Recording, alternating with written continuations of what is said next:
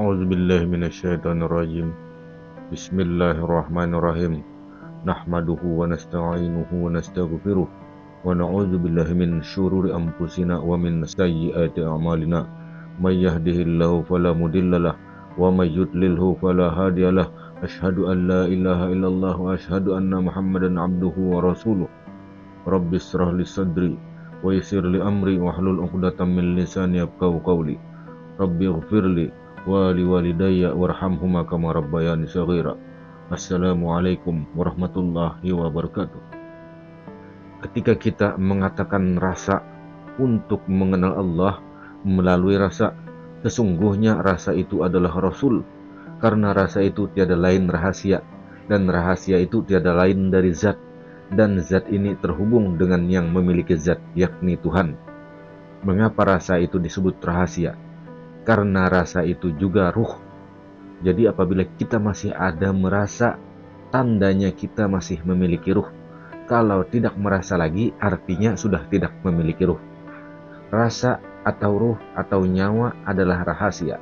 Rahasia itu ialah Nur Muhammad, dan rahasia ini adalah zat, yaitu Nur Tuhan. Zat atau Nur Tuhan ini esa dengan yang memiliki zat, yaitu Tuhan. Kalau begitu, kita juga esa dengan Tuhan. Jadi kita sambungkan rasa kita melalui Rasulullah, yakni rahasianya berupa Nur Muhammad, yang dia itu esa dengan Nur Tuhannya, dan Nur Tuhan esa dengan Nur Tuhannya, sehingga kita tersambung dengan Tuhan melalui diri kita seorang. Kalau kita latih ini terus-menerus suhud, maka akan mudah kita mengenal Allah dan terhubung dengan Allah. Secara syariat, jasad itu yang berhubungan dengan Tuhan. Ketika kita sholat, Allahu Akbar mengata adalah jasad yang berhubungan dengan Tuhan. Jangan sampai hanya sampai pada jasad kita saja memandang Allah, karena jasad adalah baharu, tidak akan sampai kepada Allah. Karena jasad itu kotor, tidak bisa berdampingan dengan Allah yang bersih. Oleh karena itu, kita secara hakikat dan secara ma'rifat batin kitalah yang berhubungan dengan Tuhan. Jasad ini hanya kenyataannya saja. Misalnya kita takbiratul ihram, kalau bukan karena ruh, kita tidak bisa mengangkat takbir Allahu Akbar. Secara syariat, jasadlah yang mengangkat tangan dan yang berhubungan dengan Allah karena terlihat. Tapi sesungguhnya batin ruh yang sholat yang berhubungan dengan Allah. Hubungkan batin kita kepada Allah, bukan jasad kita. Karena yang batin itu yang qadim, yang kekal. Hubungkan batin kepada Allah, niscaya kita bertemu Allah. Yang jahir ini adalah kenyataan yang batin. Jahir dan batin itu esa, ruh dan jasad esa. Yang batin itu ingin dikenal, maka berzahir dia pada jasad. Yang zahir, kenyataan yang batin.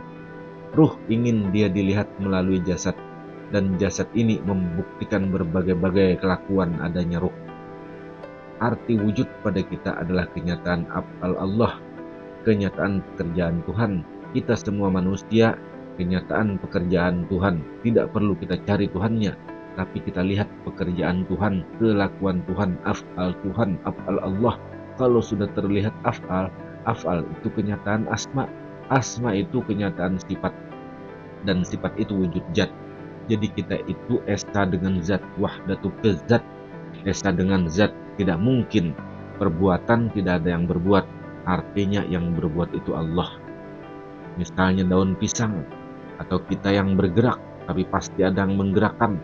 Pasti daun pisang misalnya bergerak, ditiup angin, tapi angin siapa yang menggerakkan? Yaitu yang maha hidup. Sebenar-benarnya wujud adalah zat. Allah bersifat wujud, wujud itu sifat. Sebenar-benar wujud adalah sifat, sebenar-benar zat itu rahasia Allah. Sebenar-benar rahasia Allah tiada lain diri Allah. Maka kita akui itu, tapi bukan mengaku manusia Allah, atau kita jadi Allah. Bukan kita mengaku Allah, bukan kita mengaku jadi Tuhan, tapi akui bahwa yang ada ini diri Allah, kenyataan Allah, karena sebenar-benar wujud adalah zat Allah.